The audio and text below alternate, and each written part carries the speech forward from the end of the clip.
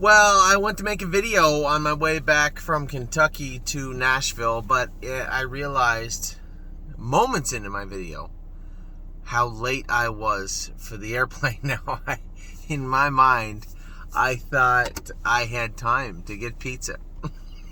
I did not. Well, it turns out I did. Like, oh, that's bright. But just barely. As I was about to do my video, it dawned on me that my maps just came up and said I would be arriving at the airport at 6:49. My flight began boarding at 6:56. So I began to mildly, quietly panic. And that's ridiculous too. Strobe lights. I began to panic just a wee little bit. And in my haste to drop off my rental car, I left my thing that holds the phone in the rental car. Not the first time I've done that. Considering I didn't even make a video in the rental car, it was glaringly unnecessary that I even took it. I'll get a new one tomorrow. They're not expensive. Considering I saved a hotel room overnight, being late for the airport. My God, I can't believe I made it. 7 minutes. I think it took me 11 minutes to get from the parking garage from Hertz or Thrifty or whatever rental car it was. Yeah, I think it's cool now. You just pull in and leave. Leave the keys in it and just leave. I didn't realize it was that fast. From when I pulled into the Hertz rent-a-car drop-off station, and it's a hike to the terminal, through security to the terminal, 11 minutes. Parking garage to gate, 11 minutes. And then on my connecting flight, I'm in Cleveland right now. My connecting flight, they just landed moments after my connecting flight started to board. I don't know why American Airlines would do this. First off, if your inbound plane is late and you know there's connecting passengers, don't be ignorant. Just push the plane back a couple of minutes. You booked the ticket. It's not like I booked the ticket. It's not like I went on the phone and said, I think I can make it. Click. No, that's your ticket. Anyway, I got off the plane again. We deplaned at E22. Because I remember the guy saying Echo 22. My gate was B15. Usain Bolt couldn't have made it to that gate in the time they were giving me. So I ran as fast as I could. I was very surprised. 46 years old. I was on a jog, a full-on jog, for the better part of 4 minutes. And did not have a heart attack. I was a little surprised. I was proud of myself. Pretty good job. I get to the gate, and as I approach the gate B15, I see on the sign it says, flight closed. Yet there's a large group of people milling about, going in the door. I walk up to the gate. I said, Cleveland? She goes, yeah, we're just getting our standby customers on. I said, whoa, pump your brakes. I said, I have a ticket on this flight. She goes, what's your name? Anthony McDonald. Oh, no problem, Mr. McDonald. We'll just put you in a different seat. I said, ma'am, you realize that my connecting flight that you booked, your company booked, landed at the other end of the property, which felt like, now as my legs start to burn, the other end of the state is what it felt like. You booked that, not me. I said, you guys knew that plane was landing way over there because I was running beside another gentleman, a prompter, if you will, who also was on this flight. So there was no less than 2 passengers on that inbound Nashville flight inbound Nashville flight to Charlotte, and the connecting flight. She goes, well, it's just how it is. I said, if I had missed this flight and it was the last flight out, you guys were putting me up in a hotel. I wasn't paying for it. She goes, well, we have to from time to time. She's trying to justify. And I was just, I'm angry. I don't even know why I was upset to begin with. I made the flight. But it was the whole cavalier attitude that the employees of American Airlines. I was in Charlotte, North Carolina. Anyway, I made the flight. I don't know how I made the second flight. Literally seconds from one of the standby people getting my ticket. Literally seconds. Anyway, enough about the travels. It all worked out well. I'm in Cleveland. I got my phone propped up here. That's why I'm not driving. I'm going to have to get a new thingy tomorrow. On my way to the meadows. So let's recap today. If I miss a horse, I apologize. A lot of emails from Militant. What's wrong? Clearly Militant. There was something wrong with him today. John McDonald said it was not mechanical. He said, I don't think the horse is lame anywhere. So obviously the horse was sick. He's never been known as a bleeder, even had redness or pimples training down for the most part. So I don't think that was it. I think the horse is just a little bit sick. He's got flip-flops on and a lot of weight on a very powdery track. Okay, now's the time to start fixing that. Get those shoes off him. Put a set of trotting full swedges on him. Trotting swedges. Take some of the gear off him. Johnny said he was on the right line, which is actually good because he used to get on the left line real bad. Now he's on the right line a little bit. Okay. Now he's not going to trot in 56. He just can't trot in 56. That is not his fault. He can't do it. But he should be able to trot in 58 apiece, 59. I think he should. Anyway, that was Militant, but obviously I come off the track and somebody said, that was a pretty vicious quarter for trotters, and I hadn't noticed. I don't think the quarter pole board was working. I could tell you we weren't up there very fast. You know, I just let him float out of the gate. I knew that Andy was going to cross over to the front. All I had to do was protect the rail as best I could without revving him up, and then quietly clear him to the front, and it's all over. Bob's your uncle, as they say. Don't even know what that saying means. That's exactly how it went. How I saw the race going in my head is how it went. Pickpocket was very, very strong. Unless my math is wrong, that's the last three quarters in 125 and 4 today, and he was well in hand going through the wire. He looked very, very good and felt very good. Arson felt great today. Very strong. The only hiccup was after. I'll tell you what, it was almost a bit of an incident after. Arson is terrified. You know, you guys watched us train all these horses down. They saw everything. Tractors and bulldozers and cranes, and it didn't matter. Whatever piece of machinery you could envision ever being at a racetrack, they saw it up close and personal. All the horses got used to it, but Arson was still very scared of it. I'm very surprised that he overcame some of those fears to get close to the gate now. The drag truck, even when the drag's out, the water truck, he's terrified of the water truck. So the water truck, as we're coming out of the winner's circle and I'm jogging him back, I see the water truck is in the middle of the track. It's not the guy's fault. He's doing his job. His horse is warming up.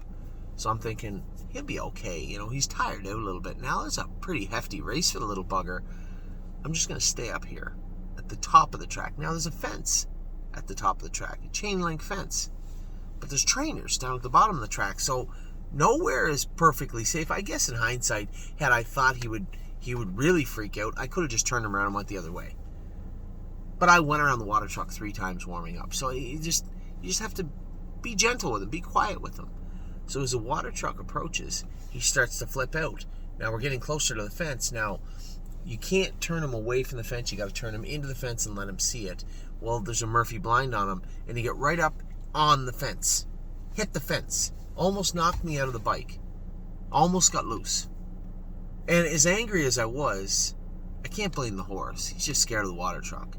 I actually did nothing wrong. I still think I chose the right of the two, because if he had bolted to the right away from the water truck the way he did the left, I could have cleaned somebody out. I think it was just a very, to be honest, it could have been a very scary situation. So I'm glad it all worked out. I dusted myself off. He'd rubbed his face on the fence, and he's fine. He's fine. But it could have been. I knew all this was about to take place. Maybe not to that extent, but I knew it was going to take place. Had somebody not known him, say if Scott was here and just didn't know him, it could have been bad. So As I landed today, I don't know what it was. Whether it was the searing heat. It was like 41 degrees today down there. Feels like 41. I don't know if it was the heat or what it was. I just didn't feel good all day.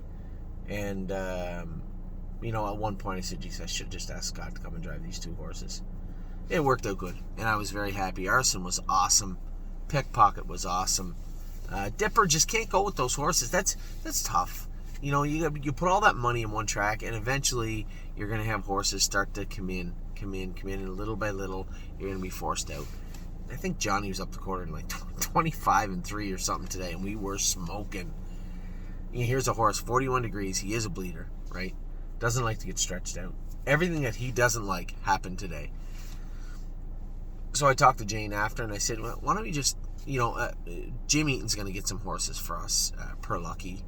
Here's the kicker, is that the aged races don't go for anything at Lexington. So Eric and I talked about the plan today. Right after the final, I'd like to get Pickpocket, Arson, and Militant. Hopefully he races better in the final. He's clearly a better horse than that. He should be able to trot 58, 59. Let's assume that he does next in the final. I'd like to take those horses and turn them out for a week. Bring them into the first leg of the Kentucky Sires. A little bit short, a little bit soft. I'm still very concerned, watching Militant to make sure he doesn't bleed.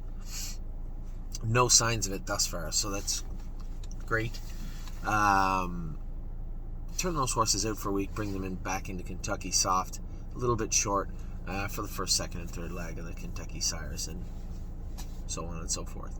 Now Arson has two very viable paths. He can stay in Kentucky, which at this point I think I'd like to see, or he could go to Pennsylvania. Can't do both. I had somebody say to me, well, you could go here and go. Come on, guys. He's a 650-pound horse. He's a little horse. Let's not turn him into a hamster by fall. He's going to go one path. If he goes two, it'll be because we've diverted from the first one. So I'd like to turn them out and bring them back for Lexington. I know we got to work on Militant. Just relax. I know it's tough. I know it sucks when you own Militant. You watch Pickpocket go out and just look like a creature, and then your horse is like way back. Yeah, I know it sucks. These are still all just babies, and they're all going to develop at different times, and that was not Militant today. Something was up with him. We'll get it squared away. So I'm rushing to the airport, and I realized that my 1% Warwick Yuri are racing. We're a mile from my 1%. Oh my God. He drove him like a race car. Went out of there with him. Here's a horse coming off a break. I love how he drove him. Left out of there, got in a spot where he's going to be first over, and then ended up first over. And somebody said, well, that horse run. It didn't matter. He was going to run her down. It just would have been more work for him instead of less. But looked like a pretty easy kind of 56-4 winner. That's a big mile for that horse. Very proud of him, and very proud of the work that Dominic did with that horse. It's not easy. That show has a lot of parts, a lot of props that go into it for my 1% to look as good as he does. It is very far from just put the harness on him and jog him every day. There's a lot of poultice and sweating and trying to keep his appetite up and trying to keep sufficient feed in him because he's a picky little bugger. They do a great job with that horse, and he looked great tonight. And Warwick Yuri looked good too, 58 apiece. That's a good mile for Warwick Yuri. Really happy with the way that he looked. He keeps progressing forward. How the hell? I don't want to talk about how the hell. It makes me angry. Here's a horse that I'm personally angry at myself. I should have just left him alone the other night. He kind of caught me off guard. I never thought he would make that short little quick break that he made on me. And then tonight I have no idea what happened. They said he was on the left line. Anyway.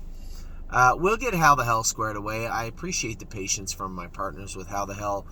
He is rounding in form. I really thought tonight was going to be a good race for him. If nothing else, now he can go into those horses that race for a purse of less than blah, blah, blah.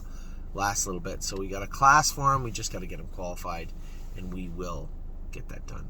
I feel like I'm missing somebody. Got Kentucky. There wasn't anybody in Scioto, nobody in Northfield. If I forgot somebody, I apologize. It's 12:50 in the morning. So with that, a great finish to the weekend. Now we have 4 or 5 babies now that have lifetime marks. Pickpocket looked good today, right? And he looked right to exactly how we've said he's looked. He looked very professional and very, very strong today. Arson, yeah, he didn't come that 27-second last quarter, but like his first start, he just dropped him in a hole. Wait till the last, almost 16th, and then pounce. Today, he had to do a little work. Left a little bit to get in front of the one. I didn't really want to sit in the whole way with him. We are still racing for $25,000. It's not like they're racing for $5. You know, it's not like it's a qualifier. There's still money on the line here. There's no joke. And I know there's a lot of older horsemen out there saying, well, you know, you could have just stayed in, you know, race them for the end of the year. Yeah, you could. Yeah, but they race for money now, too. It's $25,000 is still $25,000. And I thought the horse raced well. Cleared to the front, was very professional. Let me tap the brakes. I didn't really give John McDonald's horse a lot of respect. I thought the race was over when I cleared to the front. I thought it was going to be a very similar race as Pickpockets was. Favored in behind me. You only got to beat one. I'm going to beat him, and that's that. And John's horse showed a big charge and a lot of stamina. I thought he hit me collared for a second in the last turn. I kicked those earplugs out, and Arson fought right to the wire. What a sweetheart of a horse he's turned into be. So we get probably have the two favorites going into the Kentucky finals. Our distinctions would be the Trotting Colts and the Trotting Colt and the Pacing Colt. So that's good. I can't wait. Can't wait for that. I don't know what's going to happen over the next few days. I know that we're definitely going to be very busy next Saturday in 6 days' time. We're going to have the Pennsylvania Phillies. Now, hopefully, we can get insider trading qualified quietly and easily on Tuesday. New track, new shoes. It's going to rain. Whew. We're gonna need some luck on our side on Tuesday. I never thought I'd need it with her, but it's horse racing. I have a bunch of schooling also this week, getting the 3-year-olds prepped for Philadelphia. That would be Crantini, Austral Hanover, Tailgate Buzz, and Spitfire Overseas. We'll have them prepped up for Sunday also. Just a ton of stuff going on. So a great weekend. The summer keeps pushing forward. We get some horses qualified with some decent looking lines in Ontario. We have some horses racing this week in Ohio. We'll pile them in on Wednesday. I'm going to go over in the rain on Tuesday, qualify insider trading hopefully, and school and train a number of horses with Tim. So a lot going on. It is almost 1 a.m. I am 25 minutes from home. I'm going to get a good night's sleep tonight. Wake up, little Starbucks, cruise by the barn, see what's going on at Northfield. Head over to the Meadows. I might get up a little bit earlier actually and head over to the Meadows. I want to jog insider trading and pull the shoes, see how they feel with their new shoes on. And the week will continue on. So with that, I'll let you go. I hope you guys had a wonderful weekend and a wonderful day. To all my partners that raced today, whether it was Arson and Pickpocket, congratulations. A great day with my partners in Militant. Just relax. Lots of summer left yet. And that is a wrap on the weekend. So I'll talk to you all soon. I hope you all have a great weekend, or had a great weekend and a great week ahead. Take care.